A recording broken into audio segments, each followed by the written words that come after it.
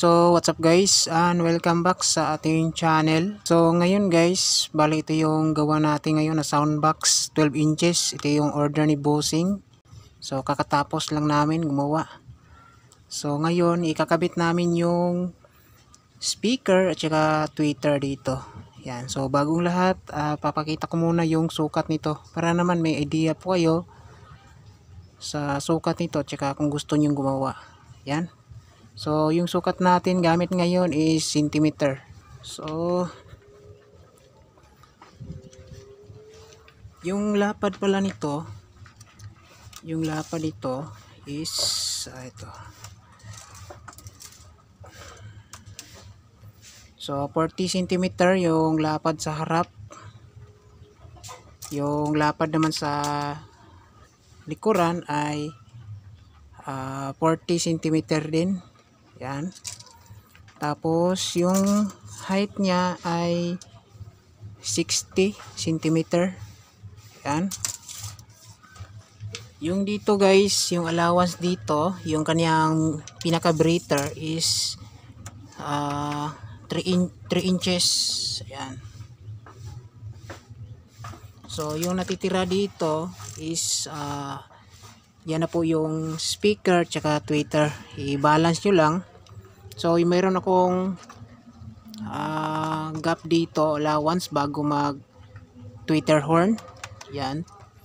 So meron po itong 3 cm dito bago kayo maglagay dito ng tweeter horn.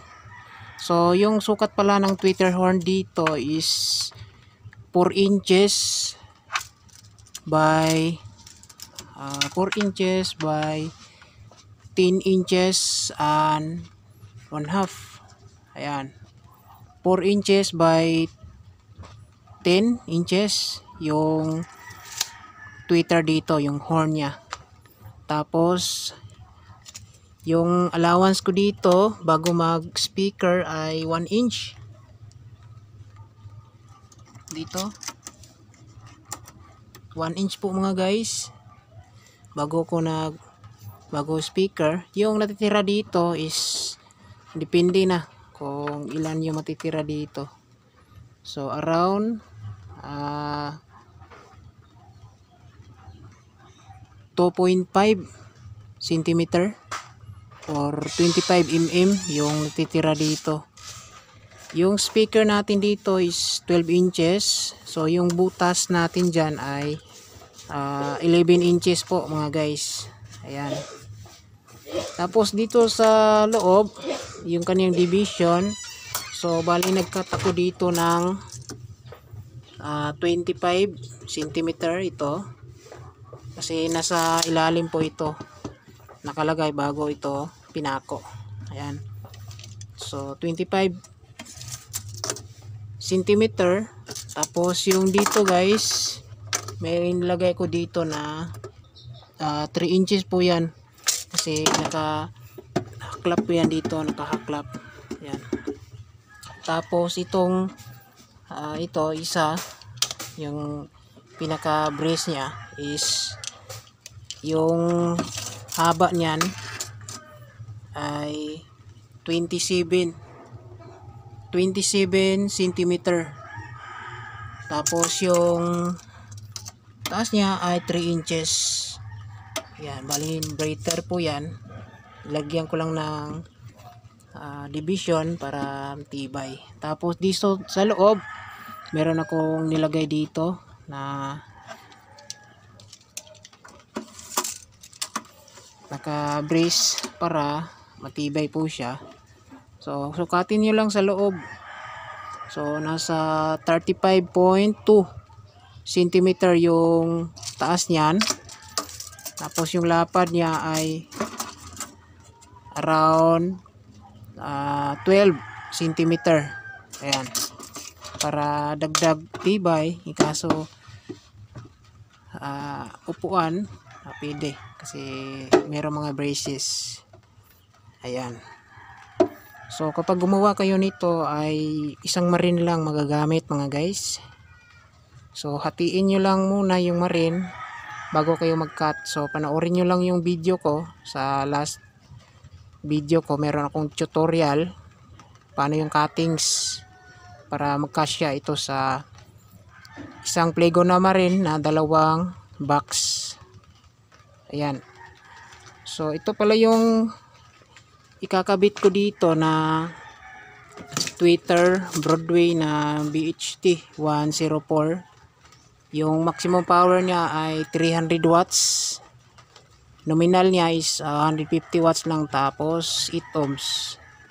Yan, so okay naman to. Tapos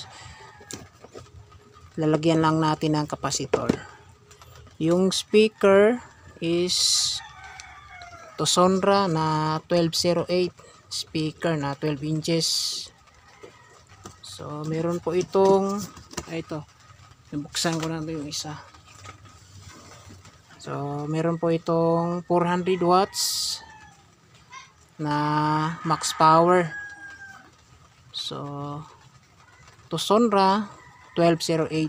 So ito yung speaker na kakabit. So okay to pang bahay, pang sounds, pang karaoke. Ayan. So dalawa tweeter tsaka 2 speaker. Ayan. So ikakabit ko muna to. Pagkatapos mag sound check po tayo nito. Bali sa likuran pala nito is direct na to wire. Hindi ako gumamit ng speak on na. Yan, kasi ito yung nakita na video ni Bossing. Yan. So ginaya ko lang walang speak on para direct na. Tapos si Bossing lang naman magpintura nito, siya na magpintura. Yan. So si-set up muna natin.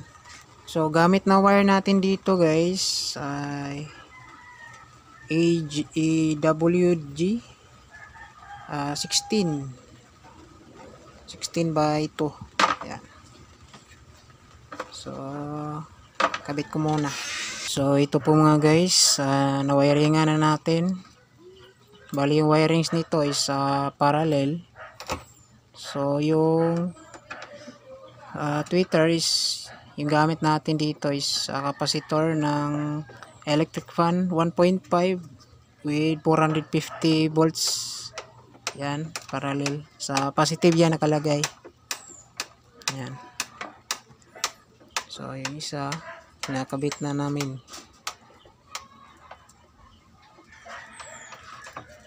Yan, pasok na natin to guys.